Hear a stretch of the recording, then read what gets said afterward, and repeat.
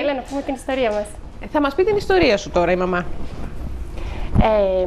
Πέραν από την πρώτη προσπάθεια, όλες οι επόμενες ήταν επιτυχημένες. Ναι. Με τη διαφορά ότι αφού μου ανακοινώναν ότι είμαι έγκυος, μετά από 1 ή 1,5 μήνα διαπιστώναμε ότι είναι εξομήτριο.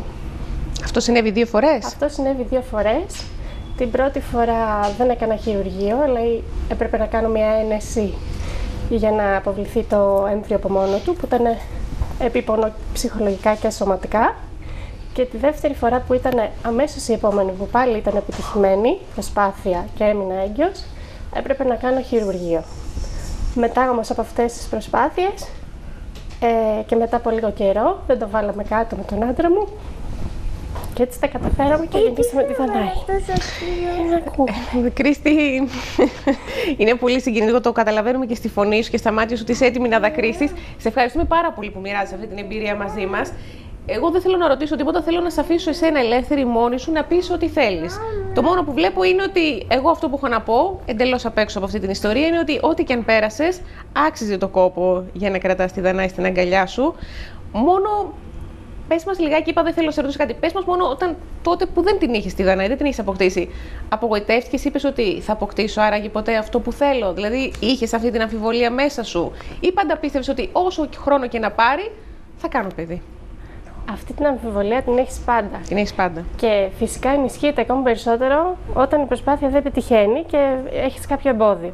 Δεν ξέρεις πόσο καιρό θα σου πάρει και πόσο θα πρέπει να προσπαθήσεις.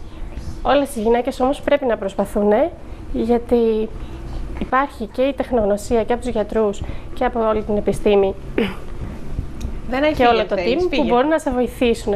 Όλα γίνονται αρκεί να το πιστεύεις και να έχεις επιμονή και να θέλεις πάρα πολύ να το πετύχεις. Κρίστη, πάλι συγκινήσει και αισθάνομαι άσχημα. Πες μας μόνο πόσο χρονικό διάστημα πήρε όλη αυτή η διαδικασία για να ολοκληρωθεί και να έρθει η Δανάη στον κόσμο? Περίπου 4 χρόνια μας πήρε, 3 με 4 χρόνια. Και ξεκίνησε από ποια ηλικία? Ξεκίνησα από τα 29. Ο γιατρός μου είχε πει ότι είσαι πολύ νέα και θα τα καταφέρεις γρήγορα. Και πράγματι συνέβη αυτό. Βέβαια τα 3 χρόνια μπορεί σε κάποιον να φανούν πολλά, σε κάποιον λίγα. Το θέμα ήταν ότι ήταν όλες οι προσπάθειες πετυχημένες όσον αφορά το ότι ήμουν έγκυος, αλλά η διαδικασία μετά ήταν που μας καθυστέρησε. Ναι. Με τα εξομήτρια. Τώρα.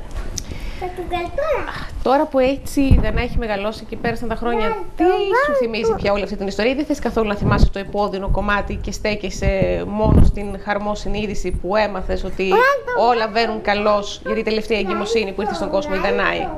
Όχι, δεν το ξεχνάω, γιατί καταρχήν μέσα από αυτή τη διαδικασία ανακάλυψα ότι έχω μια τέτοια δύναμη μέσα μου και ότι μπορώ να καταφέρω πράγματα που μέχρι τότε δεν το είχα.